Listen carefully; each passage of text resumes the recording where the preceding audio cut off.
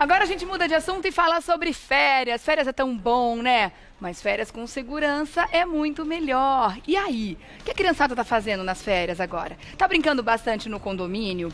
Você sabe se o seu condomínio realmente oferece a segurança necessária para que as férias não tenham nenhuma dor de cabeça? Vamos conversar agora com o Alfredo Pazzanini, que é advogado, vai falar com a gente sobre esse assunto. Tudo bem? Seja bem-vindo, tudo bem? Obrigado. A gente que agradece a sua presença aqui. Mesmo porque é um assunto que interessa muita gente. Quando a gente para pensar que 1/3 da população de São Paulo vive em condomínios, quer dizer que a gente está falando com uma parcela muito grande da população, né, doutor? É muita gente, a gente não tem ideia da quantidade de pessoas que estão em condomínios. É um mercado enorme, todo mundo tem que conviver em harmonia nesse ambiente, né? É. E esse o ambiente mesmo direito nas é igual para férias, todo mundo, né? e esse ambiente nas férias tem esse ingrediente adicional, que são as crianças que estão lá frequentando as áreas comuns, o que não fazem normalmente enquanto elas estão em aula, né? E é interessante que a gente não tem noção, nos dias normais, no dia a dia, da quantidade de crianças que tem no condomínio, né? Quando chega o período de férias, a gente realmente se surpreende. Fica tudo lotado, todo mundo querendo curtir, querendo aproveitar, só que a gente tem que ficar com o olho vivo para não vacilar e as crianças não se meterem em confusão.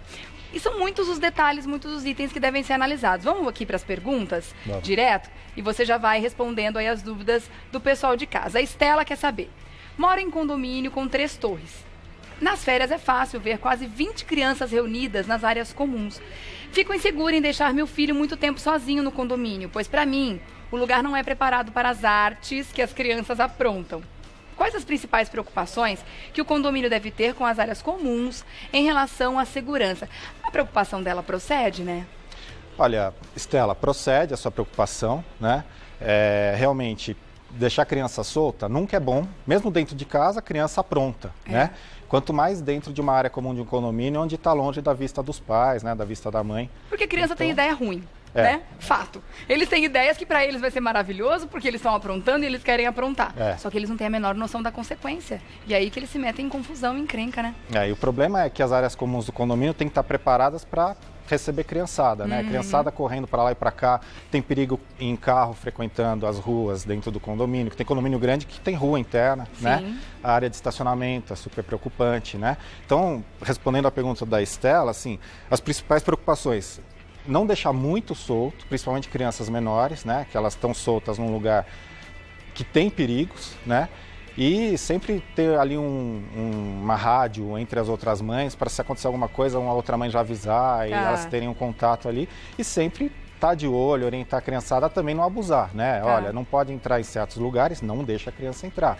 Né? É importante fazer com que a criança saiba quais são as regras do condomínio, deixá-las bem cientes, apesar de que as crianças não têm muita noção de consequência, não tem aquela noção de responsabilidade, né, dependendo da idade ou da fase que ela está, mas, por exemplo, ter noção de horário, até que hora pode fazer barulho, né? Por exemplo, se na piscina, aquela piscina para você, essa não é, ou na quadra, a conduta que o condomínio já estabeleceu, é importante fazer a criança ficar ciente disso? É importante, a gente às vezes subestima a inteligência das crianças, né? Verdade. A gente acha que elas não entendem, mas elas entendem muito mais do que a gente pensa, né? E aí dar uma orientação é importante, falar, olha, tem determinadas áreas que você não pode ir, é perigoso, explicar por quê.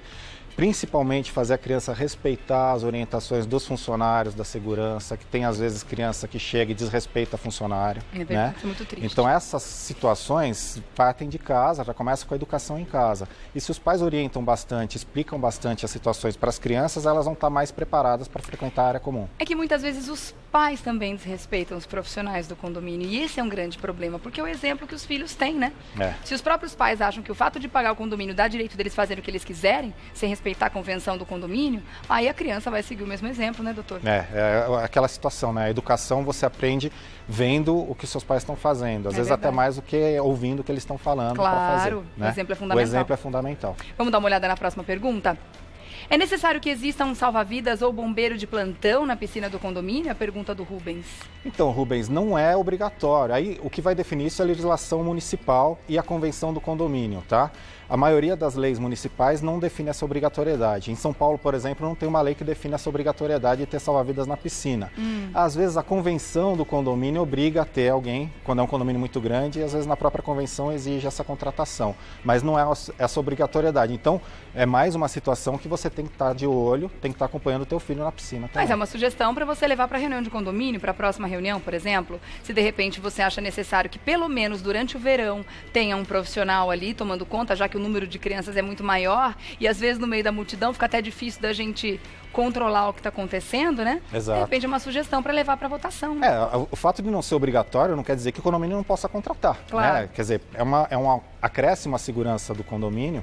Se você quiser ter uma segurança melhor ali, para ficar mais tranquilo com a criançada, uma assembleia pode deliberar a contratação de um salva-vidas, que nem você falou, ainda que seja de forma temporária. Né? E é verdade que o número de afogamentos entre as crianças aumenta substancialmente nessa época do ano, durante as férias? Com certeza. Essa época é a época dos acidentes, né? Elas estão, acidente com piscina, com praia, essas situações aumentam porque é verão. Tem mais incidência de criançada nesses locais. Em condomínio não é diferente, pode acontecer também. E tem alguns detalhes que a gente tem que parar para prestar atenção, né? Por exemplo, na piscina. Muitas vezes fica abandonada ali o inverno todo, a gente não atenta para isso. E aí no verão estão usando a piscina todos os dias, né? E muitas vezes os pais não estão em férias, estão trabalhando e as crianças estão em casa e aproveitando das áreas comuns. Aqueles ralos que sugam, né, e que ficam fazendo a limpeza, saber dos horários que é feito isso, se o ralo está ligado enquanto a criança está lá dentro, se o tipo de ralo é seguro para que a criança esteja na piscina, né? Porque esses acidentes de cabelo preso no ralo no fundo da piscina é uma coisa, infelizmente, já aconteceu muito bastante. E é muito comum, né? Sim, aconteceu bastante, principalmente no passado. Aí isso obrigou eles a desenvolver sistemas mais seguros nessa situação, né? Mas ainda tem condomínio que utiliza sistema antigo. E tem então prédios muito antigos aqui também. E com piscinas com esse sistema ainda funcionando. Então tem que tomar esse cuidado, sim. E nessas circunstâncias, todo cuidado é pouco. Criança muito pequena não pode deixar solta na piscina sozinha. É arriscado. Tá certo. Obrigada, Rubens, pela sua pergunta. Vamos ver a próxima. No verão, a piscina do meu prédio enche. E muitas vezes reparo que tem crianças de 4, 5 anos desacompanhadas. Existe uma restrição por idade para que as crianças possam ir sozinhas às piscinas? A Lourdes está perguntando. Olha, Lourdes, na verdade, não tem uma lei específica definindo a idade mínima para a criança frequentar a piscina sozinha. O que a gente tem são as leis, o Estatuto da Criança e do Adolescente, o Código Civil, que definem os cuidados que as crianças precisam ter, né? E, normalmente, as normas do condomínio vão definir se há alguma idade mínima para a criança frequentar a piscina desacompanhada. E nisso entra o Código Civil. Vamos supor, uma criança de 4 anos está desacompanhada, está brincando na piscina. Essa criança vem a se afogar. O pai ou a mãe pode ser processado por abandono de incapaz, alguma coisa assim, por ela estar desacompanhada? Vai ter que se apurar a responsabilidade, né? Agora, o ideal é assim, criança muito pequena, menor que 12 anos, tem que estar acompanhada, né? Menor que 12. Menor que 12, seguindo a linha do Estatuto da Criança e do Adolescente, né? A partir de 12 já é considerado adolescente e tal, os cuidados são um pouquinho diferentes, mas o ideal é assim, muito pequena, se acontece alguma coisa, a responsabilidade é sempre dos pais também. E aí tem que se apurar se houve alguma falha, alguma negligência do condomínio para que causasse o acidente com a criança também. Isso pode depois virar uma responsabilização civil do condomínio. Do condomínio? Também pode. E até que ponto o condomínio, então, tem responsabilidade em cima de um acidente desse? Ou até, vou além, a questão do zelador, que é o grande responsável pelo que acontece dentro do condomínio. É importante que ele saiba se o condomínio está oferecendo a segurança adequada, se de repente tem um piso solto, uma criança pode se machucar, uma grelha onde a criança pode enfiar o pé e quebrar de repente uma perna, sei lá, em casos extremos. O zelador também pode ser responsabilizado? A responsabilização do condomínio vai depender do grau de cuidado com a manutenção das áreas comuns, né? Então, se a criança sofreu um acidente porque algum problema de manutenção na área comum teve concorrência para esse acidente acontecer, aí você passa a ter algum grau de responsabilização civil do condomínio. Em primeiro lugar, é o síndico que vai responder, né? O zelador está lá como funcionário para ajudar o síndico nessa tarefa, mas a responsabilidade é do síndico e ele delega a tarefa de ajudá-lo para o zelador. E aí o pai ou a mãe, no momento em que acontece esse incidente, precisa se calçar de que tipo de documentação para comprovar que tinha um problema no condomínio de fato? Tirar uma foto do problema? Tirar que tipo foto, de documentação tem que ser provas levantada? Testemunhais, às vezes podem ajudar, né? O pessoal que viu o que aconteceu, isso ajuda bastante. A filmagem, as câmeras que filmam as áreas comuns também auxiliam bastante. Quando os casos assim aparecem no escritório, normalmente se recorre às imagens das gravações das áreas comuns e tal, para você chegar e apurar as responsabilidades, né? E também, às vezes, até alguma prova documental. Se esse assunto já foi deliberado em alguma assembleia, a ata que fala, olha, aquela região da piscina está com problema, está com azulejo quebrado e tal, isso pode ser utilizado contra o condomínio também. Se a criança, por exemplo, se machucou, rasgou a pele no azulejo que estava quebrado, isso constou na ata anterior, né? E também os precedentes, né? Também, de repente, o condomínio está muito mal cuidado, né? Aí você consegue comprovar que realmente a gestão do condomínio não é adequada. Sim, a gestão teve alguma responsabilidade, ainda que de forma concorrente, para que isso acontecesse. E aconteceu aqui o problema, mas poderia ter acontecido ali, que também está tudo mal cuidado, né? Precisa prestar Agora, a gente não pode sempre colocar a culpa no condomínio, né? A gente tem que lembrar que quando é acidente com criança pequena, os pais têm que cuidar, os pais têm que tomar cuidado com as crianças, também não deixar a criança muito pequena solta em áreas perigosas. E agir preventivamente, né? Em vez de esperar o problema acontecer, você percebeu que tem alguma coisa errada ali, já relata para o síndico, para o zelador, para que eles possam tomar uma providência e evite, né? Uma atitude preventiva. Exatamente. Vamos dar uma olhada na próxima pergunta? O Celso está querendo saber, quais áreas comuns do condomínio podem ser utilizadas para lazer com as crianças? Olha, Celso, as áreas comuns que o condomínio vai ter como definição áreas de lazer vão estar descritas na sua convenção, tá? Então o ideal, para você saber isso, é ver na convenção do teu condomínio quais são as áreas destinadas ao lazer, né? Por exemplo, o que certamente não é área de lazer é estacionamento, né? Mas a convenção dos condomínios, as convenções dos condomínios é que vão definir quais são as áreas propícias para as crianças praticarem lazer. Tá certo. É bom se informar então, né, Celso? Vamos dar uma olhada na próxima? Júlio, que está perguntando o seguinte: estacionar o carro na época das férias escolares no meu prédio é um tormento. As crianças vivem brincando na garagem e se o motorista não for atento, pode acontecer algum acidente. Crianças podem circular sozinhas nas garagens? Quais medidas o síndico deve tomar?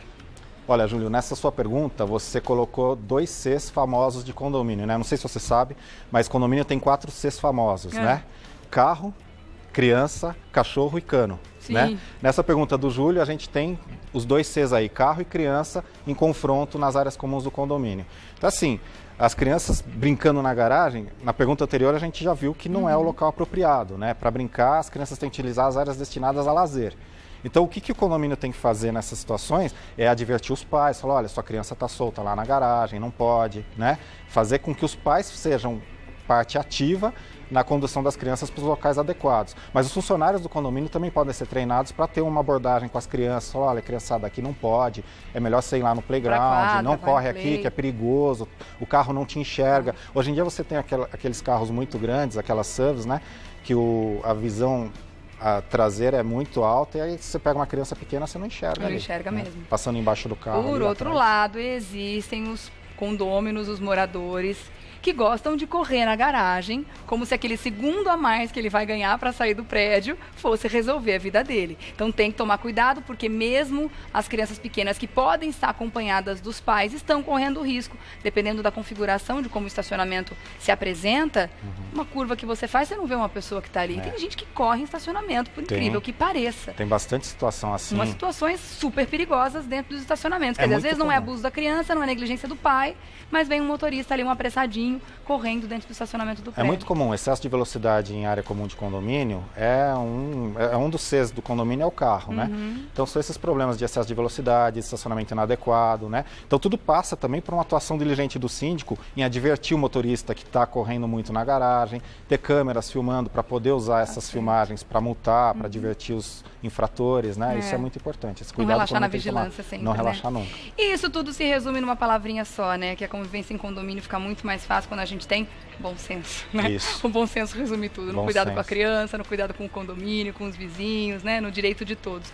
Eu vou agradecer ao Alfredo Pazzanini, que é advogado, esteve com a gente tirando aqui as dúvidas sobre esse tema tão delicado das férias, né? E deixar um telefone para contato, 3095-6000, 3095-6000. Obrigada pela presença aqui.